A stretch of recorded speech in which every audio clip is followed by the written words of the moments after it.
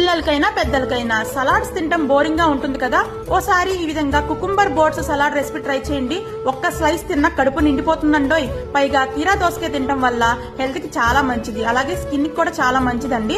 ఒక కీరా దోసకాయ తీసుకోండి, మీకు కావాలంటే పైన స్కిన్ అంతా పీల్ ఆఫ్ చేసేయండి. ఈ విధంగా మధ్యలో ఉన్న గుజ్జంతా స్పూన్ హెల్ప్ తో ఒక బౌల్ లోకి అయితే కలెక్ట్ చేసి తీసుకోవాలి.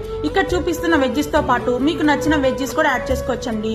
కీరా గుజ్జుని కలెక్ట్ చేసుకున్న బౌల్లోకి ఉడికించి పెట్టుకున్న స్వీట్ కార్న్ ని యాడ్ చేసుకోండి. చాపుడ్ క్యారెట్ పీసెస్ యాడ్ చేసుకోండి. అలాగే ఉల్లిపాయ ముక్కలు సన్నగా కట్ చేసి యాడ్ చేసుకోండి. దానిమ్మ గింజలు కూడా యాడ్ చేసుకుని అర టీ స్పూన్ వరకు ఉప్పు వేసుకొని పావు టీ స్పూన్ వరకు మిరియాల పొడి వేసుకుంటే టేస్ట్ బాగుంటుంది. ఒకసారి అయితే బాగా మిక్స్ చేసేసుకోవాలండి.